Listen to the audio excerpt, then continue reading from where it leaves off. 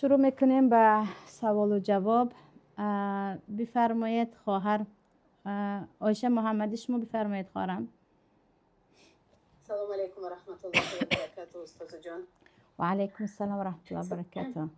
استاد جان عزیز، راستی خواستم فکر شما رو اویدی همین فاجعه داغ روزی که همین روزها شده گذشته بود یک بار فکرتون رو فهمم، چون پس از حادثه فاجعه باری که پسرچه بیگناه تاجیک در مکتب روسیه به هلاکت رسید، راستی نمیدونم چه خیلی احساساتم رو اداره کنم و چه خیلی مناسبت کنم. در فکر افتادم الکی چند روز که ما چه کاری نادرست کردیم که همین تاجیک نه در وطنش آبرو دارد نه بیرون از آن آبرو دارد.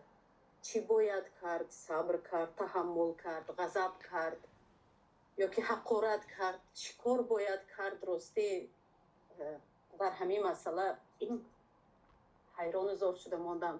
استاد جان یک فکرتون میگفتید درباره همین حادثه‌ای که شده گذشت. تمام خواهرم، درباره کودک 10 ساله سوال داده استادید.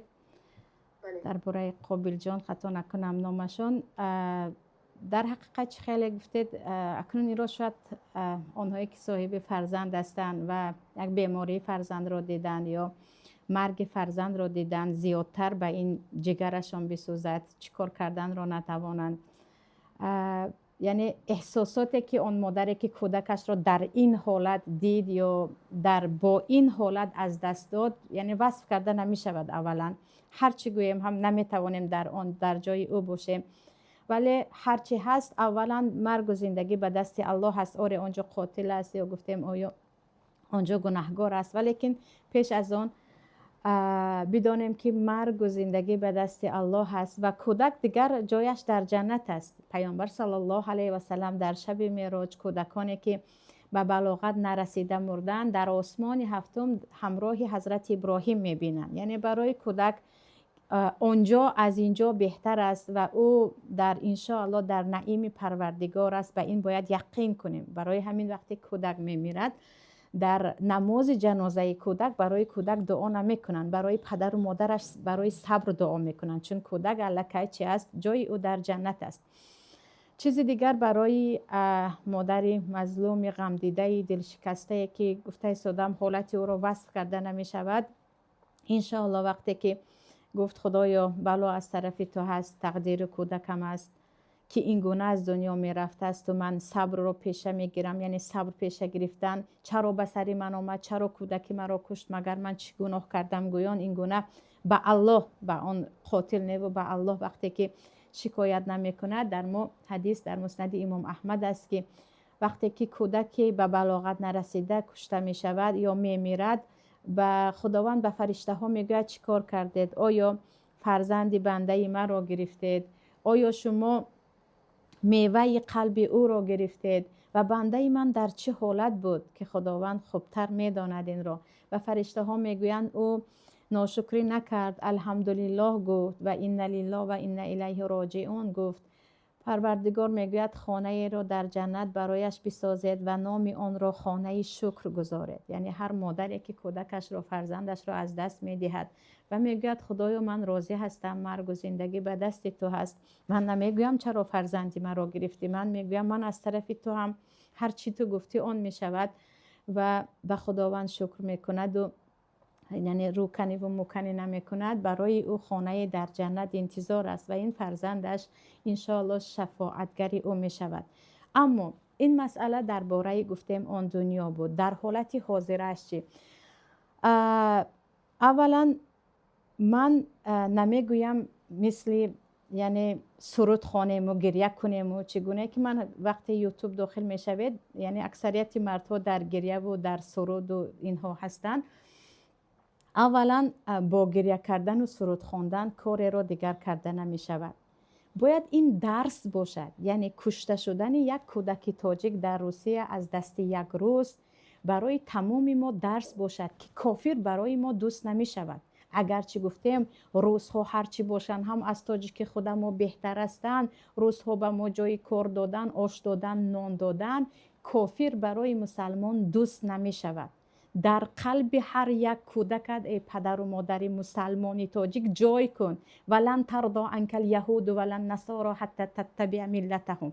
یهود و نصرانی، کافر دوست تو نمی شود، همسنیف جانیش باشد، هم ردیف و هم قدمش باشد، کافر دوست شما نمی شود. کافر را به خود دوست نگیرید. نگوید مکتب های روسیه بهتر است، نگوید در بین روس ها خواند و صفت های خوب پیدا کرد. روس، کافر روس، آره مسلمان های روس برای شما همچون برادر دینی انصاف و اخلاق را نگه می دارن، اما کافر دوست نمی شود. این را در قلب های هر یک کودک جای کنیم.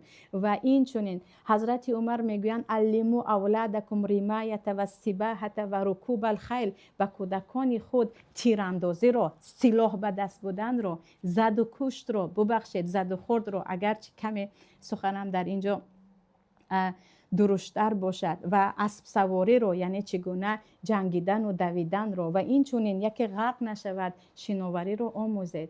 برای چی همیشه به کودکان می آموزانیم که سری خم رو شمشیر نمی برد؟ برای چی همیشه به کودکان می گوییم که همیشه از جنگ و جنجال دور باش، حرکت کن کسی تو رو زند هم او رو نزن؟ نه، باید مسلمان به کودک خود آموزاند زد باید بزنی، راهش را در وقت زد و خورد باید پیدا کنی. با گریه کردن و شعر خواندن نمی شود.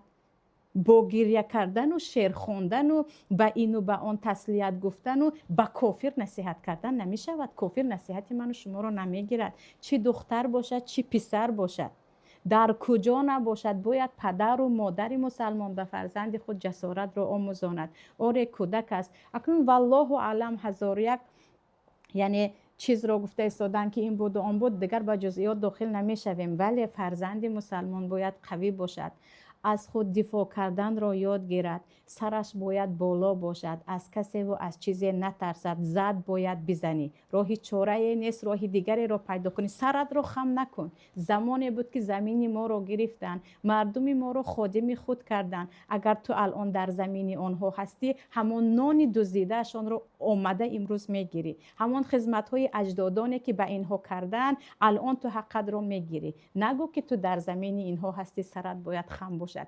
این بدبختی رو در قلب کودکان جای نکنید. این ترسانچکی، این بیچارگی، این سرود خواندن و گریستن رو خیلی زشت است برای یک مرد. برای بجای اینکه بگوید قوی باش اکنون سرت را بردار، بگوید که سرود خواند و این طرف رود و گریه کند. سبحان الله. چیزی دیگر خواهران عزیز، هر باره که میگویم یک زن تاجیک نباید خادم کافر باشد، هزار یک تو در آنجا دشنام می آید، نان حلال، رزق حلال، تو جای کاری افتاده چیزی دیگر. آخر می توانیم من و شما وقتی که وعده الله هست که رزاق الله هست، کار مناسب را به خود پیدا کنیم. آمیخته شدیم با خون آنها، رفتیم و از پول شستن دانشگاه و باغچه بچه ها و کوچروبی و طبقشویی و چیز دیگر، زنی تاجیک را فقط با این میشناسند. و به فکر شما یک کودکی که مادرش در این احوال است یا پدرش در این احوال است، تا چه اندازه روحیه دارد، تا چه اندازه قوت روحی دارد. یعنی او روزها به ما دوست می شوند یا ما از آنها فایده گرفته ایستاده ایم. گویان داخل روزها شدن و بعد از آن انتظار از آنها خوبی شدن، این فقط احمقی است. خداوند گشته و برگشته در قرآن، در سوره مجادله، در سوره توبه، در سوره بقره از حالت آنها می گوید که کافران با زبانشان نسبت شما چیزهایی که میگویند و ما تخفی صدورهم اکبر، در قلبها هزارها بار شما را بد میبینند. گمان نکنید که آنها شما را دوست میدارند، اینقدر به آنها باور نکنید. و سبحان الله گفته ایستادم زنکی که هیچ کار نمیکند میبرد 4 کودکش را به دستی 2 روس میدهد که در صدیقی روزها کودک من زبان میآموزد. بعد چی میشود؟ با زبان آموختن قدر کودکی تو بالا میشود. 1-2 تاجیک شاید قدرش بالا باشد، اون هم همان تاجیکایی که از کافر فرق ندارد. 2-3 سراینده‌ای که آنها به روزها آمیخته شده رفتن، آنها از روز فرق ندارند، نه دین دارند و نه اخلاق دارند. آنها فقط آن را از ما میخواهند. یعنی چهره روزها رو شناسید، نگویید که به اینها آمیخته میشویم و ما یگان راهی خوبی را پیدا میکنیم. نه، روزها به جز ذلت ما کار دیگری نمیکنند و نکرده اند. به تاریخ نگاه کنید، کی روز دوست ما شد، کی روز به فایده ما کار کرد. آنها هر کاری که شما میکنید از آن فایده میبینند، برای همین در کارهایشان به شما جا میدن. غیر این یگان روز به ما دوست نمیشود و در فرزندها این چیز رو باید جای کرد. چیزی دیگر مسئله محیط است. من پیش از آن که قاتل همین کودک را لعنت کنم، هزارها بار لعنت به اون ظالمانی که یک مادر را مجبور میکنند که بیاید و در روسیه به این کارها مشغول شود و فرزندش را این گونه از دست دهد. هزارها بار آنها را لعنت میکنم و خون این کودک را پیش از آن که به سر یک روس بیاندازید، به سر ظالمان خودمان اندازید که چقدر ظلم به جای رسید که یک مادر برای پاره نان نتواند در کنار خویش و تبار خودش در جای امن خودش زندگی کند، همه را ترک کند و بیاید با فرزندکاش به مهاجرت. اولا باید به آنها لعنت فرستاد.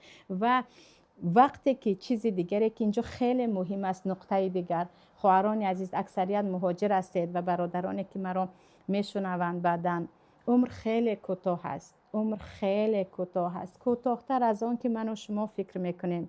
برای خود جای خوب زندگی رو یعنی پیدا کنید. بگذار غمبغلی باشد، بگذار خاک و تراب باشد، بگذار در اطرافتان یا در خانه‌تان از قالین و از خوردنی ها و هر چی که میخواهید نباشد، ولی در اطرافتان انسان‌هایی باشد که شما را احترام کند، انسان‌هایی باشد که برای تاجیک بودنتان شما را تحقیر نکند، انسان‌هایی که برای رنگ و رویتان شما را با نفرت نگاه نکند. روسیه خیلی کلان است، از 6/1 زمین را در بر میگیرد. در روسیه طرفهای کوکز است که در آنجا مسلمان ها زیاد هستند. چرا می آید به پترزبورگ، به مسکو، به شهرهایی که در آنجا به جز یعنی پستی چیزی دیگری رو در تاجیک ها نمی بیند. یعنی در این عمر کوتاه بگذار نان شخ خوریم، در این عمر کوتاه بگذار فرزندانمون خوب نپوشد، اما شرف داشته باشیم، عزت داشته باشیم، سر ما بالا باشد، برای تاجیک بودن نفرت نکنند، برای تاجیک بودن